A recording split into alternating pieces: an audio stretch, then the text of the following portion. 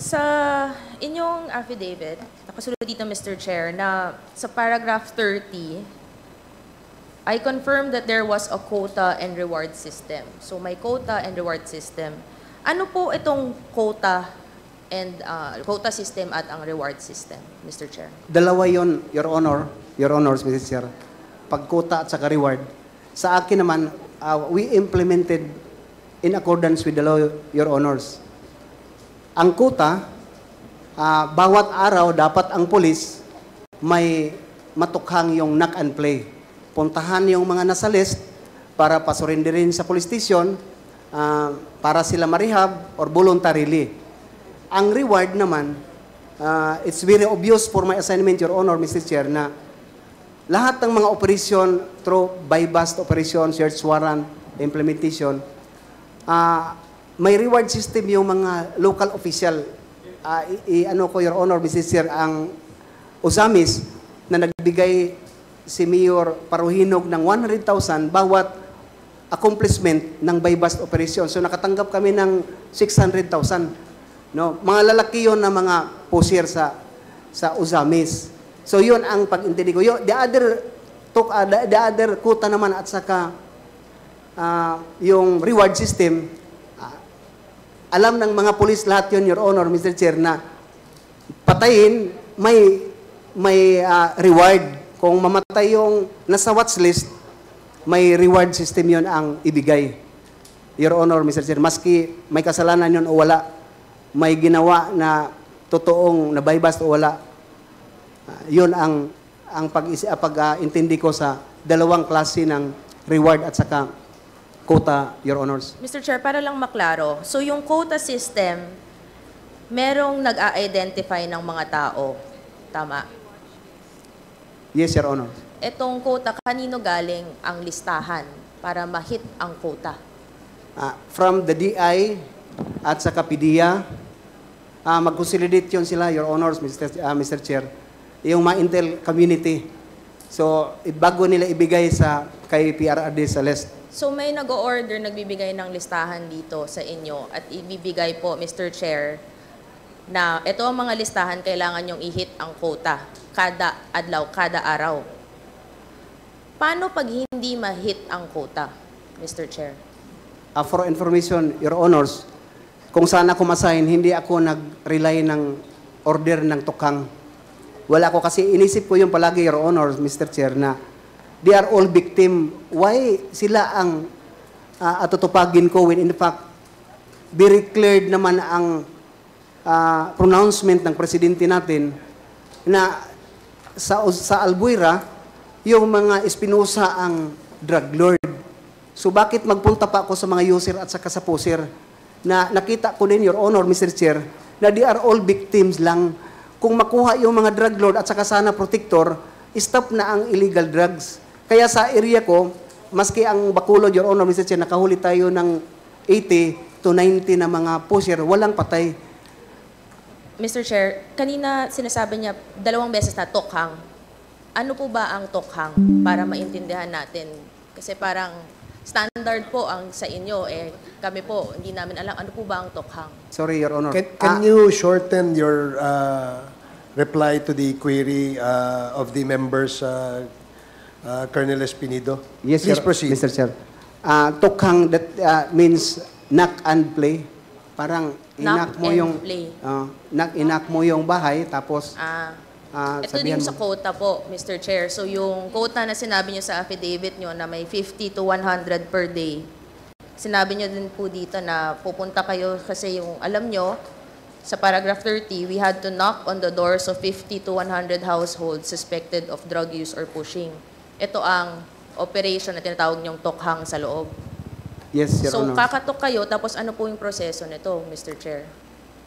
Your Honors, sabihan sila na nasa list kayo, so magpunta kayo sa police station para maklear yung pangalan mo, instructionan ka na going to rehabilitate. Yun ang instruction sa... So, kayo po ang pupunta sa bahay, kakatok, ano to, in the guise of voluntary surrender or kukunin, pupunta sa estasyon? Voluntary surrender, Your Honors. Tapos, hindi dadaan to ng korte, Mr. Chair? Diretsong rehab? Hindi, Your Honors. Tama po ba ang proseso na to? Ako kasi, abogado ako, alam ko dapat may due process dito pag may mga nahuhuling ganito. Sa akin, Your Honors, kasi alam nyo naman yung mga junior officer, they are all obedient sa instruction pamtaas. May legal counsel kami, mga pulis, na akala namin yung pagdating sa baba, talagang hinimas na yun na maging legal ang trabaho. But again and again, sinabi ko, sa akin istasyon, hindi ako nag-implement ng tukhang. So, pero standard na to sa iba. Kung hindi sa inyo, alam nyo po, standard to ng alam ng iba na ang operation na to, kakatok, kukunin, rehab, walang dadaan na ibang proseso, kayo ang magde-determine po nito. Yes, Your Honor, standard yan. Na may nag-o-order galing sa higher ups. Yes, Your Honors. And then, itong reward system naman, sinabi po, Mr. Chair, na under an operation, nakukuha ang reward. Right after sa accomplishment, Your Honors. Ano ang accomplishment? Ano ang meaning ng accomplishment? Ano ang goal? Sa akin, sa istasyon, yung nahuli mo, na-bypass, din na-implement mo yung search warrant, na-filean mo ng complaint yung mga suspected person. So, may buy-bust operations, may search warrant. Dun sa affidavit nyo, mga 2 beses kasi na nangyari dito sa Albuera. May search warrant, pumasok Mr. Chair, sila with the search warrant on illegal possession of firearms, tapos yung nag-search, biglang namatay itong si Mayor Espinosa. Sa Ozamis din, itong mataas na syndicat, na drug lord na si Parahinog, pumasok din na may search warrant through the guise of illegal possession of firearms. O pagpasok, namatay din po. Itong pagkukuha ng search warrant, sa alam ko po kasi, di ba pupunta po kayo sa judge, at pag pumunta kayo sa judge, may witness yan, at may ipapresent para mag-grant ang search warrant. Pero parang sinasabi po, Mr. Chair, na itong search warrant kasama sa operations ng reward system. So may formula po ba to para mag-grant agad ang search warrant on the guise of illegal firearms? Papasok, may makikita, tapos may mamamatay? Hindi naman, Your Honor, Mr. Chair, ang kaugalian for my experience, pag makita ng judge naman na may probable yung witnesses, deponent, na talagang nandyan may illegal items sa area, sa kung saan naka-indicate yung search warrant, yung affidavit ng deponent at saka applicant na team leader, mag-release ng issue ng search warrant or warrant of arrest ang judge. Doon na, Your Honors, Mr. Chair, sa pag-implement mo na, kung ano mga pamaraan na naman ang gawin mo, as long as you are in accordance with the POP Standard Operating Procedure ng PNP, Your Honors. So, itong search warrant, sinusundan naman. Yung mga witness na to, saan po galing? Ang sa Albuera, for your information, Your Honors, hindi ako ang applicant ng search warrant, ang province. Joint lang yon. Ang sa Ozamis naman, hindi din ako ang applicant, ang CIDG. So, ang CIDG ba ang pumapasok to search? Since sila naman ang applicant. Joint with us, Your Honor, Mr. Chair, bakit? Kami ang may alam sa area. Yung CIDG, nagpunta lang doon para mag-verify, validate, to confirm na mayroon talagang illegal yung isang subject person. Din sa pagpasok, Your Honor, Mr. Chair, because alam na ng lahat na fully armed ang grupo ni Parahinog. Itong reward system na to, naging standard to throughout the country? Sa pagkakaalam ko, Your Honors, yes. Paano mo nalaman to? May mga kausap ka bang iba na ganito din? Pinag-uusapan nyo. Ano ang sistema nyo dyan? Ganito din ba sa inyo? Very known naman yun, Your Honors. Very known within... Within the PNP. Okay. Standard siya. Hanggang ngayon ba? Alam nyo po ba kung... Hindi ko na alam, Your Honor, sa ngayon, Okay. presente. Sorry, Your Honor. So, dito, no, nakasulat dito sa inyong affidavit, no, na kasama sa reward system na may mga LGUs na nagbibigay ng rewards. Tama po ba? Yes, Your Honors. And sinabi niyong legitimate naman ang pag-receive ng mga awards sa may voluntary surrender sa grupo niyo. Tama, dahil may LGUs. Paki-explain lang po, bakit kailangan actually, itong reward system, bakit kailangan, Mr. Chair, ng reward system? Hindi po ba trabaho naman po talaga ng police na hulihin itong mga suspected or nahuhuli sa bypass operations? Bakit kailangan ng reward system? Ba't kailangan din ng LGU pumasok para magbigay ng mga awards na to? Rewards na to? Yes, Your Honors. Ang nangyari kasi sa police, magaling lang mag-take ng order, magbigay ng order, manghuli. Pero hindi magbigay ng allowance or financial to accomplish the mission, Your Honor, in which ang bypass hindi ka ganun kadali, Your Honor, na puntahan mo, hulihin mo. Dapat may pira yung gasolina ng motor, ng police mo, operatives. Kinausap ko yung mga executive, Your Honors, kung saan ako ma-assign, na ganun ang mga mangyari sa atin, Your Honor. So, voluntarily na magsabi sila, Your Honors, na sige, kami ang magbigay ng budget sa inyo para sa reward kung may mahuli. Itong reward, so kung ma-hit mo yung quota mo, may reward ka. Kung meron kang ma-eliminate, may reward ka. Iba-iba ang levels nito pag makuha mo ang pag may ma-accomplish ka, iba-iba ang reward. Sa akin, Your Honors, manak mo lang, hindi kasali yun sa reward yung mapuntahan mo lang para katukin mo, mag-surrender. Walang reward yan. Anong mangyayari kapag tumanggi ka? Yun na ang mangyari, Your Honors, i-relieve ka. So, ito po ba ang nangyari sa inyo? Dahil sabi nyo po, hindi nyo po ginagawa. Tumanggi ka po ba? Kaya, Mr. Chair, nasa derogatory list ka, biglang nasa high-profile drug list ka. Bakit ganon? Siguro, Your Honors, isa yun na dahilan, pero sa akin, pinakadahilan na na-disband ko yung grupo ni Espinosa at saka ni Paruhinog.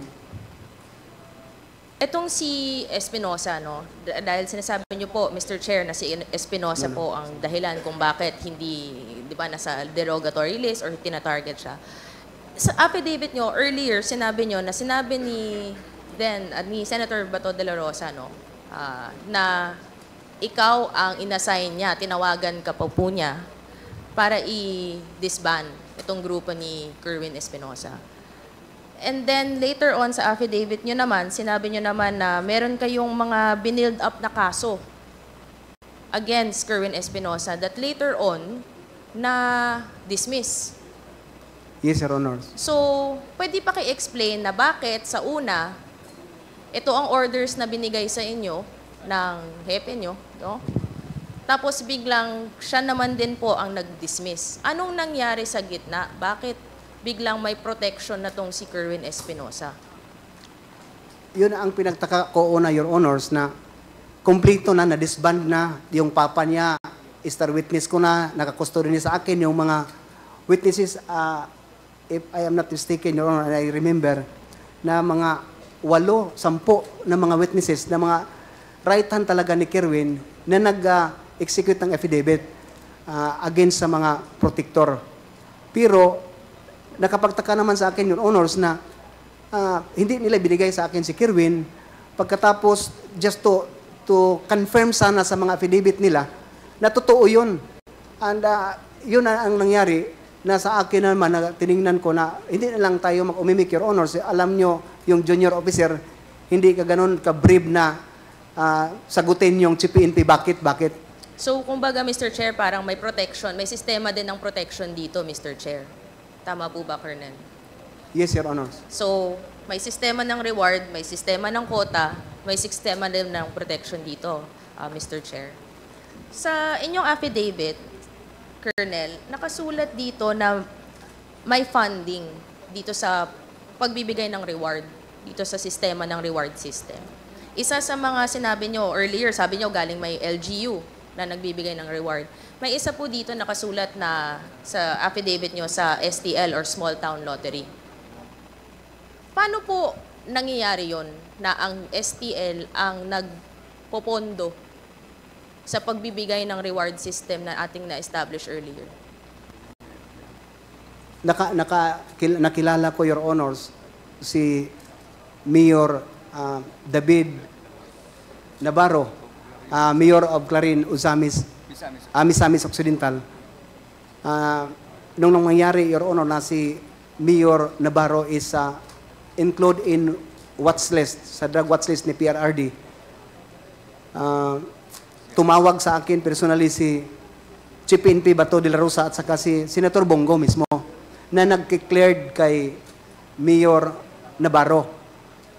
Sabi nila, wag mo nang galawin si Mayor Navarro kasi cleared yan. Wala na yun. Ang sagot ko naman, Your Honors, Sorry, Mr. Chair, iklaro lang natin para malinaw. Itong Mayor Navarro nasa drug list, nasa watch list, Yes, na Your drug Honor. lord siya. yes, Your Honor. And pinigilan po kayo? Habulin?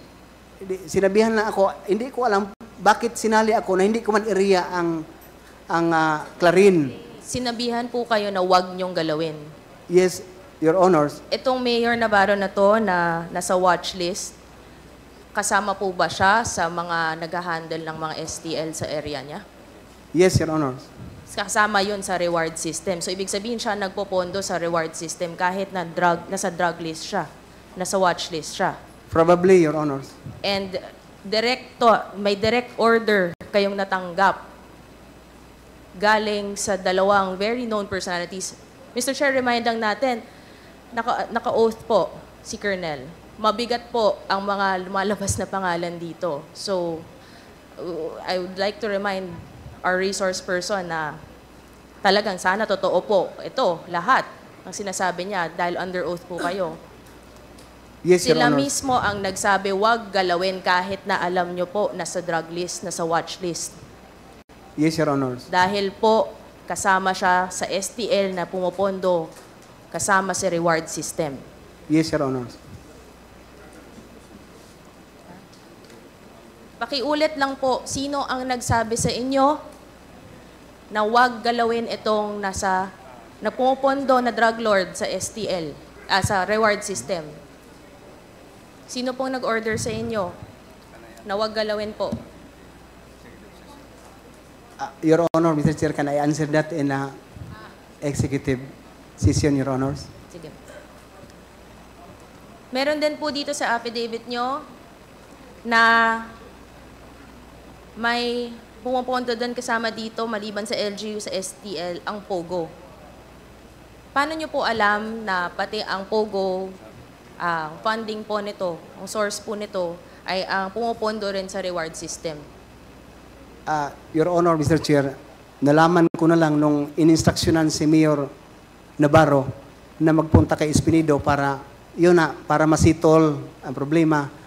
So si Mayor Navarro mismo nagsasabi sa akin na magpunta ka man, sir, sa Bacolod. Alam mo na wala nang problema sa mga gastusin kasi lahat ng illegal gambling na natanggap, yun ang gagamitin para sa reward at saka sa illegal drugs na trabahoin ng police. But to tell you, Your Honors, only my police station, hindi lang, ako lang sa lahat ng police station siguro, iwan ko kung mayroon iba, na hindi tumanggap ng STL. Dito po tayo sa POGO. Kasi nakasulat din dito po sa affidavit nyo na ang pumupondo din sa reward system na to ay mga POGO, galing sa POGO. Yun ang narinig ko kay Mayor Navarro, Siya Your mismo Honors. ang nagsabi sa inyo, Mr. Chair, na hindi lang STL, pati ang POGO ang pupondo dito. Yes, Sa paragraph 40, Mr. Chair, ng kanyang affidavit, nakasulat dito, after these POGOs were able to register with government, funding was funneled downward from the level of Bongo. Mabigat po ang akusasyon na to. Again, Your Honors, Mr. Chair, allow me to answer that in a executive session, Your Honors. If I may, with the indulgence of Congresswoman Nograles, Colonel Espinido, nailagay niyo yan, statement na yan, dito sa inyong affidavit. So, siguro hindi na kailangan ito sabihin sa under an executive session because you have clearly stated in your affidavit in item number 40 yung tanong ni Congresswoman Nograles. So, please refer and answer the query of Congresswoman Nograles. I submit, Your Honor, Mr. Chair. Please proceed, Congresswoman Nograles. So, you confirm po, Colonel, na itong POGO may basbas at may orders na pagpopondo dito sa reward system na galing sa POGO sa pinangalanan nyo po dito sa paragraph 40 na tama po ba? Ito po ang ngayon na senador natin, Senador Bongo. That's the information I received from Mayor Navarro, Your Honors. From Mayor, okay. And meron din dito, nakasulat na intelligence funds din ang pumupondo sa reward system na sinabi nyo sa affidavit nyo. Paano nyo naman po alam na galing din po sa intelligence funds? Yun ang mostly na marinig natin, Your Honor, sa amin mga pulis na pagkukunan para sa mga fund ng mga reward system, Your Honors. Itong si Kerwin Espinosa, babalik ko lang. Sa tingin niyo po ba, Mr. Chair, na ito biglang kaya na protektahan, kasama din po ba siya? All this and corroborate your statements. Tama po ba, Mr. Yes, Chair? Your Honors. Meron din AIDG. Kasama po. Tama po. Yes, Your Honors. And itong mga LGUs and itong mga POGO entities na na-establish naman po natin ang mukhang galing dito ang pondo ng reward system, ang pumupondo sa reward system. Pwede mo bang mabigay sa amin ng mga listahan? Mga entities siguro na alam nyo or mga LGUs din na alam nyo po? Your Honors, Mr. Chair, sorry for that because I don't have any document na ma-indicate lang yung mga pangalan nila. Just only an information as an Chief of Police and an officer of the PNP. Siguro, Mr. Chair, itong mga bagay na to, sa mga list ng bagmen, ang intelligence officers, ang mga POGO entities, ang mga list ng LGUs, of course, to protect later on sa executive session, baka pwede nating makuha ito. Just to protect the names na lalabas, we want to protect these people also, and especially Colonel, na ilabas po natin within the executive session, Mr. Chair. So, ito, no, tama, sa pagkaintindi ko po, meron talagang system of reward sa loob. At ang system of reward na to, kung ang pumupondo, ang LGU, ang STL, ang POGO, intelligence funds, at may nag-identify ng mga bagay-bagay na to. At mukhang ang nag-identify sa bagay-bagay na to, sinabi nyo naman sa paragraph 40, si Senator Bongo. Tama po ba ang pagkaintindi ko? The information that I have, Your Honor, Mr. Chair, sa paragraph 40, that is only the information came from Mayor Navarro. But to link Senator Bongo na siya talaga ang galing sa kanya, I don't have, Your Honor, Mr. Chair. At ang sistema naman ng quota sa pagbibigay ng mga orders, no? Mukhang at mga protection, sistema ng pag-protect, mukhang may pinipili dito. Sino ang biglang magkakaroon ng search warrant at biglang pag-search mamamatay. At may sistema din na pinoprotektahan, parang katulad nitong ni Kerwin Espinosa na una hinahabol, ngayon pinoprotektahan. At may sistema ng quota, malamang galing to sa orders. May nag-order dito. At mukhang pinangalanan nyo naman, dito rin sa affidavit nyo, syempre, galing po to sa taas ang hepe nyo. At mukhang ito ang kanina tinanong ni Congressman Joel, no? Na si Senator Bato. Your Honor, Mr. Chair, to qualify the category sa target, hindi ako makapagsabi, Your Honor, here in this Quad Committee na may pinili lang, no, kung ano-ano, as long as yun lang ang nakikita ko at saka nalaman ko na ganun ang mga pangyayari sa loob ng tukhang. Pero itong lahat, Mr. Chair, confirm lang natin, hindi naman to mangyayari kung walang utos sa mga mas mataas. Yes, Your Honor. At ito ang napangalanan naman natin. At nakasulat po dito sa affidavit nyo. Again, under oath po, Mr. Chair, mabigat po ang mga allegations at mabigat po ang mga personalities. Pero you confirm na itong dalawang personalities na nakasulat sa affidavit nyo ay kasama dito sa buong sistema na ating na-establish po ngayon. That is only I've heard na information from Mayor Navarro, Your Honors. Yun lang po, Mr. Chair. Maraming salamat. Thank you, Congresswoman Nograles.